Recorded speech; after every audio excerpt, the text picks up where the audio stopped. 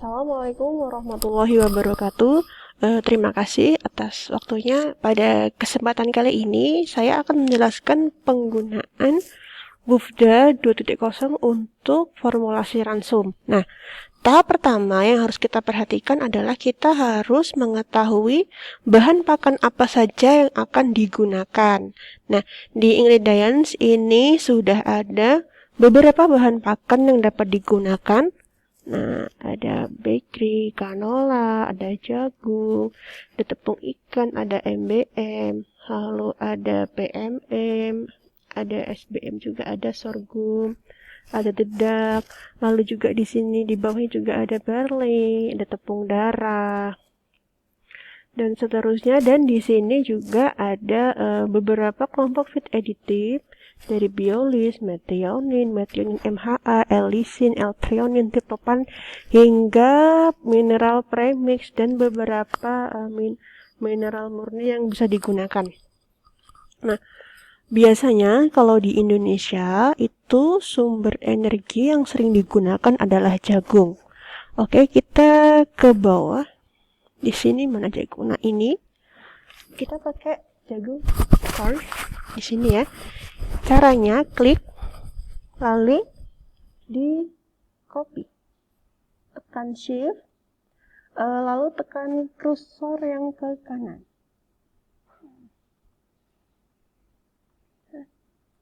Cukup di copy, lalu dipaste di atasnya di sini. Nah, kalau ada ref-ref seperti ini, saudara cukup menggunakan sama dengan, lalu menuju ini adalah true protein dari jagung. Kita lihat true proteinnya berarti di jagung mana ini, di sini ya, 6,82. Nah, sama halnya dengan yang ini adalah di asam amino ya, untuk D-lisin cukup sama dengan, lalu kita cek lisin berarti di sini ya. Jagung ini tadi pakai adalah yang sebelah sini, berarti 0,2. Nah, ini cukup ditarik ke kanan. Nah, ini sudah nampak beberapa bahan komposisi nutrien dari jagung. Selanjutnya silahkan ditambahkan bahan-bahan lain seperti tepung ikan atau MBM, PMM. Jangan lupa juga ada garam, ada premix, mineral, vitamin, dan seterusnya. Nah, ini saya undo aja karena tadi sudah ada. Nah, ini misalnya bahan-bahan yang akan kita gunakan pada formulasi kali ini. Ada jagung, SBM, ada DDGS, PMN, pennycress meal, canola, lemak hewan, dikalsium fosfat, limestone atau tepung batu, D-methionine, L-lisin, L-threonine, L-tryptophan, L-valin, garam, vitamin premix, dan mineral premix. Nah, selanjutnya jika kita sudah menentukan bahan ini, tahap berikutnya adalah kita menuju ke nutrients. Oh maaf, ini nanti silahkan dilengkapi harga. Misalkan untuk jagung 2.800, SBM 6.500, dan seterusnya ya. Coba ini DDGS itu agak mahal. Misal ini ya, kita hanya misalnya 5.000, pennycress 3.000, canola, minyak ikan 10.000. Ini saya hanya ngasal ya. Mohon ini, ini 50.000. Mohon jangan diikuti. Ini saya hanya tebak harga. Nanti silakan saudara cari sendiri harganya yang ada di beberapa brand resmi dari bahan-bahan ini. Ini saya hanya mengira-ngira kira-kira harganya sekitar segini ya.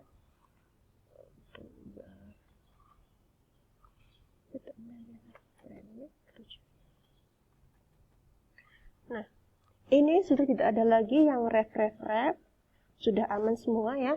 Nah, kita lalu ke nutrients. Di nutrients ini kita akan menentukan unggas apa, strain apa yang akan kita gunakan untuk formulasi kali ini. Misal di sini kita akan melakukan formulasi dengan menggunakan ROS 308 broiler untuk fase grower. Nah, caranya cukup klik ini, klik ROS-nya, lalu tekan Shift, tekan kursor yang arah ke bawah. Nah, sama seperti halnya copy paste yang ada di Excel ya. Lalu kita klik tombol copy. Oh, nggak bisa ditarik. Oh, bisa nggak dari atas. Oke.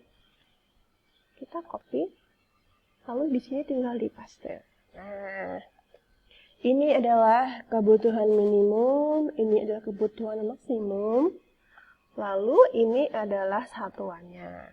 Kalau sudah, kita menuju ke sensitivity report. Nah, di sini adalah ini untuk yang di storage tadi ya. Nah, ini. Nah, ini adalah tahapan yang paling penting. Nah, di sini sudah terlihat bahwasanya kita akan melakukan formulasi pakan. Ini kita nolkan dulu saja ya. Kita nolkan dulu saja. Oke, del. Nah, ini ada kebutuhan maksimal. Di sini sudah ada. Ini ada juga minimal. Ini persentasenya di sini. Lalu di sini adalah cost atau harga. Nah, untuk nilai nutriennya itu di tabel yang sebelah kanan ini. Dari atas ya, ada dry matter atau kadar bahan kering, ada metabolisme energi atau energi metabolis protein, hingga di sini ada asam amino yang tercerna. Nah, di sini yang perlu dibaca adalah yang bagian supplied. Kenapa? Ini adalah nilai yang harus terpenuhi. Energi metabolisnya 3100, ini ya 3100 maksudnya. Ini kalau belum 3100 dia masih akan merah. Sama seperti misalnya untuk protein 21,5%. Di sini kalau belum 21,5% dia akan tetap merah.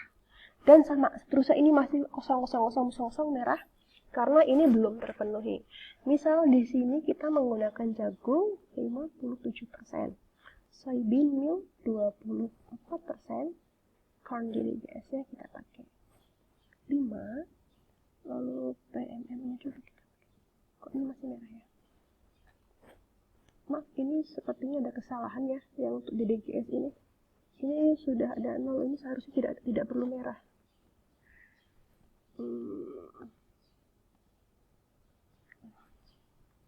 Ini 5%, kita pakai PMM-nya 5, pancreasnya 5, kanolamilnya 5, fat untuk lemak disarankan tidak melebihi dari 2%.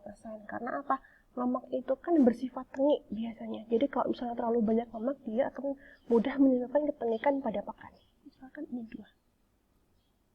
Di kalsium fosfor sekitar 0,3. Untuk limestone sama 0,2, antara 0,2 dan 0,3. DL metionin, kita lihat dulu metioninnya itu butuhnya sekitar 0,47. 0,47 itu sudah berlebih ya.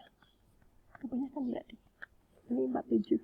Maaf, ini hanya trial error, saya nggak melihat komposisinya berapa. Misalkan 0,3, lisin 0,3 juga, treonin 0,3, tryptophan 0,3, valin 0,3, garam 0,2, premix 0,2, mineral 0,2. Nah, kita lihat ke bawah. Nah, ini karena belum 100%, dia masih merah, yaitu 95,6. Artinya masih ada sekitar 0,4 lagi yang harus terpenuhi. Nah, berarti misal di sini protein sudah amat sangat cukup ya. Berarti kita alihkan ke energi metabolis, yaitu karena di sini energi yang tertinggi adalah jagung, kita alihkan ke jagung. 47 berarti 51,4.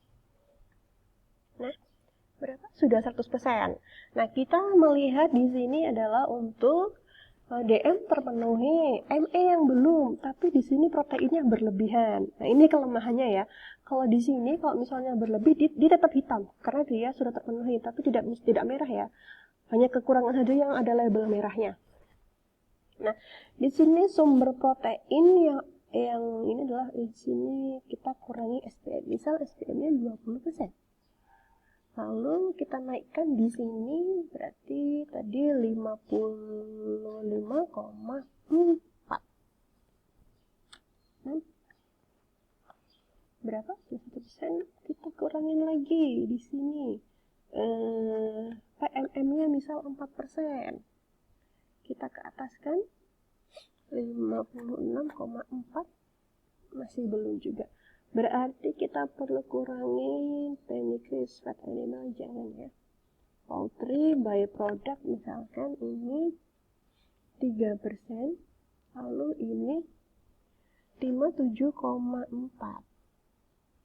Nah, masih belum terkurangi. Oke. Mungkin kita akan kecilkan di kanolanya ya.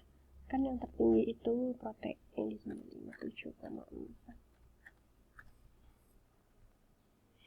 21,5 belum.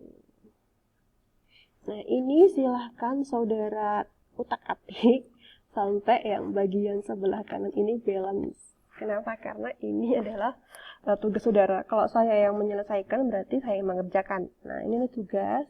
Silahkan kita akan menentukan bahan pakan apa yang akan kita gunakan. Selanjutnya nanti silahkan diformulasikan hingga seluruh kebutuhan ini terpenuhi. Nah, di sini available phosphorusnya masih kurang. Berarti kita menambahkan di sini ya, bisa ditambahkan di sini. Soalnya 0,4, 0,35 atau 0,4.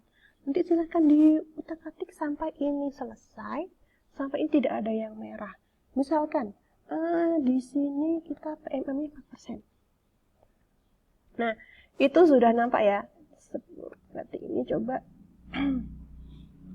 konde DGS-nya ini sudah PMM-nya 3,9. 3,9 ini kurangnya berapa? Oh, sudah cukup terpenuhi berarti. Berarti tinggal dikit lagi, mungkin bisa utak-atik yang sebelah sini. SBM-nya misalnya 19,75. Ini 57,65.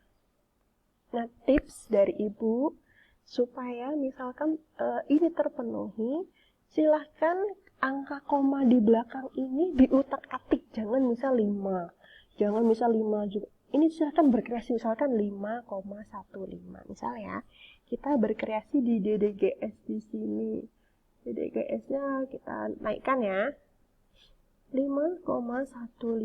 Nah, yang kita kurangin adalah pancreasnya berarti 3,85.